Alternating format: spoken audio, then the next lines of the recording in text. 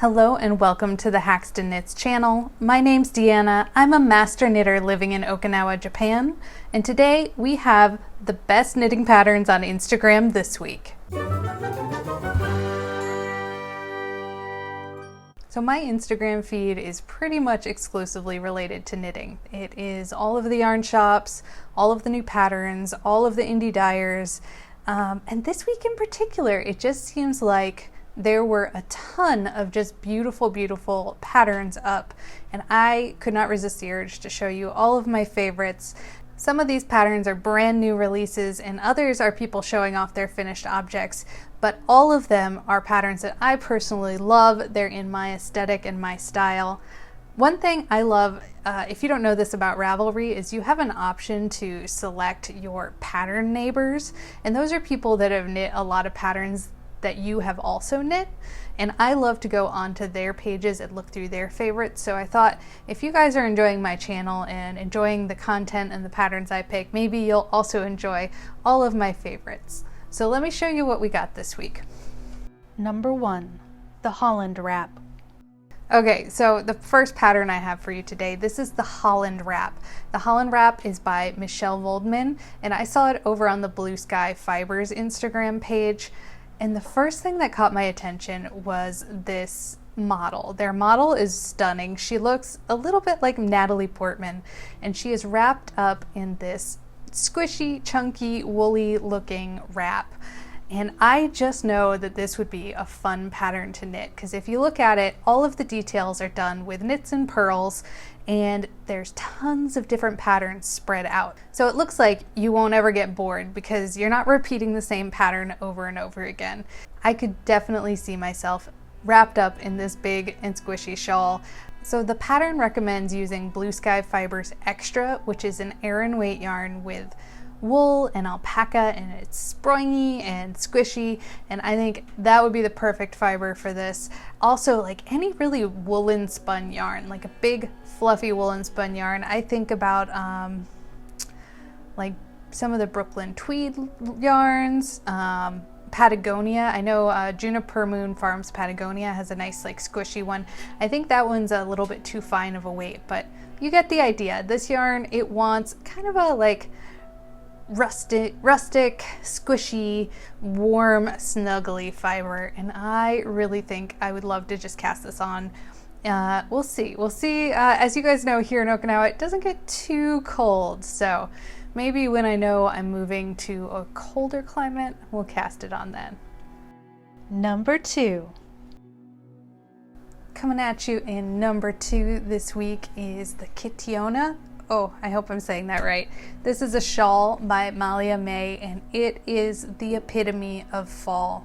I saw this come up on Instagram just last night when I was browsing, and it is stunning. So this shawl, it's got a wide garter stitch edging, and then the center, I think it's all cables, but it mimics like a honeycomb stitch, and the colorway is fall. It's the epitome of fall. It is falling leaves and changing colors and pumpkin and all the things that I think of when I think of fall.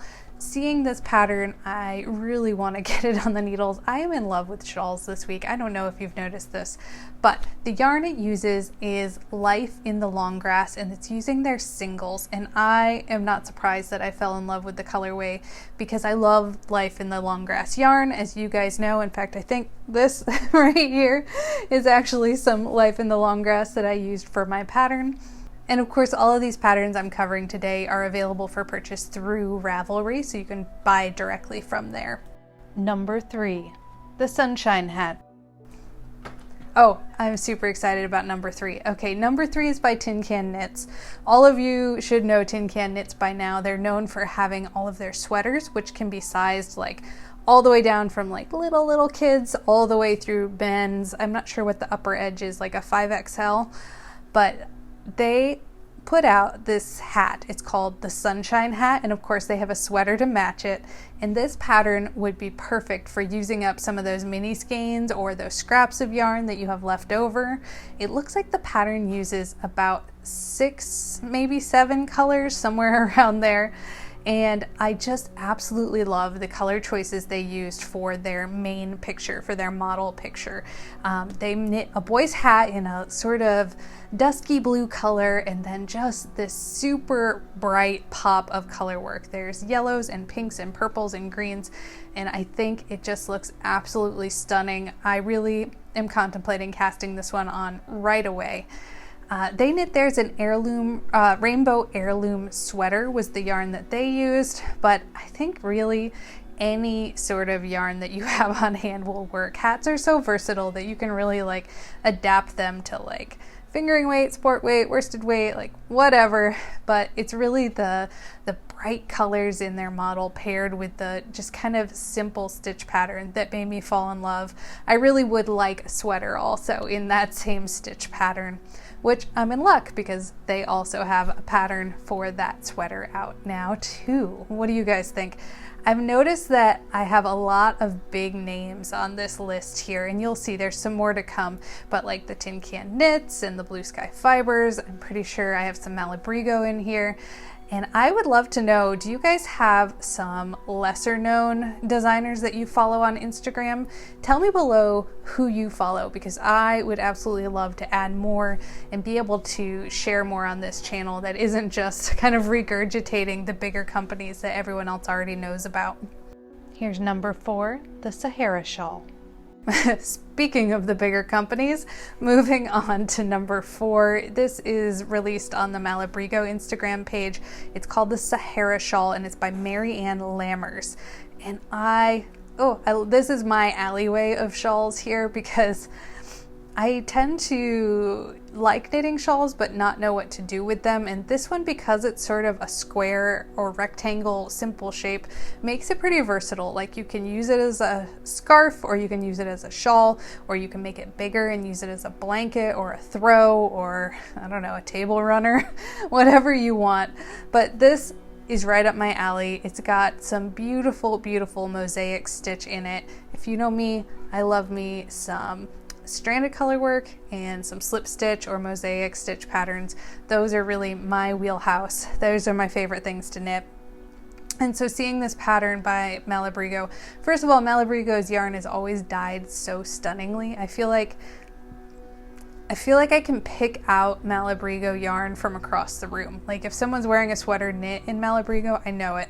I know it right away, because there's just something very unique about the way they dye and the way their colors saturate, that it's tonal, but it's distinct somehow. And this pattern, it's got not just mosaic stitch, but like alternating patterns of mosaic stitch. So of course you don't get bored from doing the same pattern over and over again. And that's something I really, really love. I also love their choice to do this in such a dark blue. So the sample is in blue and black, but I could also see this in like lots of bold colors. So reds and oranges and greens, like these maybe like strong jewel tones, I think would look really, really nice. Number 5 is Feathers Cowl. Number 5 this week is a beautiful cowl. It's by Elizabeth Hall, and it's called the Feathers Cowl. And I picked this particular pattern because it's knit in a way that I have used several times for some cowls that I have knit, and I really enjoy this particular technique, which is knitting a tube in the round and then joining the whole tube together to make the cowl. And then you get this cowl that has no wrong side. It's like really 4 layers if you count all the strands and stuff behind, maybe like three layers, because you have like the actual knitted fabric, and then you have all the floats from the stranded color work on the inside, that it makes this super squishy, warm cowl. They tend to stand up a little bit on their own. You don't have to like prop them up. What I love about this pattern is that the way the stitch pattern is made, it kind of looks like the stitch pattern is traveling this way, but you're knitting this way. And as a result, you get these like nice color changes that look like they flow with the pattern. I hope I'm making sense here. I'll link a picture of this, obviously, but the yarn they use is the Spin Cycle yarn, and I just love this yarn. Okay, so full disclosure, I haven't knit anything with this yarn, but I have so many patterns that I have knit and picked because of the way the yarn looked in the picture. It really mimics it mimics like a hand spun yarn. So if you've ever spun your own yarn, there's the way the yarn just kind of blends together if you dye it first and then spin it is kind of unique and something you don't always see, especially in larger commercial yarns, and it's not something you can really emulate very well with like hand painted yarns. And so that's what this yarn reminds me of, and every time I see a pattern knit in it, I think of that. I think like this would look really good in my hand spun yarn. Other patterns I've knit, so I did the Night Shift not too long ago by Andrea Mowry, and that one also was done in spin cycle, and I used all my hand spun yarn for it, and it turned out really nice. Of course, there's a bunch of other yarns that I can think of where they have these nice long slow color changes, things like Noro and some of the Knit Picks yarn. They have this nice color gradient that I think would also look stunning. Last but not least, it's number 6, Matsuyoi. All right, number 6 I saved for last because it is my favorite pattern this week. So this one is not a new pattern. It was published in Amirisu magazine back in 2018, and you can get it on Ravelry and on the Amirisu yarn shop page, which I'll link below. This pattern is called Matsuyoi. And this, okay, what I love, Matsuyoi is a pullover. It's got raglan sleeves, and it's got this cute little detail of garter and rib at the raglan increases. And then it's got contrasting cuffs and pockets. It's got pockets, of course, so you know, you gotta love it. And it looks like it is knit in a woolen spun, sprungy yarn. Let me look, let me see. Oh yeah, it's knit in Brooklyn Tweed Loft. So of course, you guys know what that feels like. It feels very bouncy, very airy, very light. And with browsing through the Ravelry project page, I've seen this pattern worn with a little bit of closer fit, but I really like the way it was styled. So their model is obviously a rather petite woman from her pictures, but she's wearing it very oversized, and I think it just looks really stunning. Again, I'm feeling the winter vibe here, like the really snuggly, sprungy, squishy sweaters and shawls. That's what this whole episode's been about, hasn't it? But I highly recommend go check this pattern out. It just looks like it's going to be super fun to wear. It looks like, even though it's knit in fingering weight yarn, it should be a pretty simple knit. And of course, it's got pockets and details, so that always keeps it a little bit more entertaining when you can bust out the contrast colors and just make something really cute. Even though the model is wearing sort of a dark color, she's wearing dark green with black or kind of dark charcoaly gray sleeves and cuffs. I think it would be super fun if you just like really highlighted those contrast colors and just like threw in some neon pink or something, you know, something really bright into those contrast colors would make it really super fun. And I think if maybe you don't live in as cold of a climate that could tolerate a sweater like this, that you could probably get away with using something like a sock yarn. It would definitely change the overall look of the whole pattern, but overall it looks like a fairly simple and straightforward pattern with some cute detailing that I really cannot wait to cast on. I have that Mominoki yarn that I have been talking about for ages in my stash behind me, and I kind of keep thinking maybe I'll use it for this pattern. I don't know. What do you guys think? You tell me what your favorite pattern is this week, and maybe I'll cast it on. Alright guys, that is all I have for you this week. If you enjoyed today's video, go ahead and hit that like button. That lets me know that you like this content and maybe want to see more of it. Or maybe if that's not your jam, leave a comment below and let me know what you would rather see. As always, you can find me on Instagram and Ravelry as Haxton Knits, and I look forward to seeing you next week.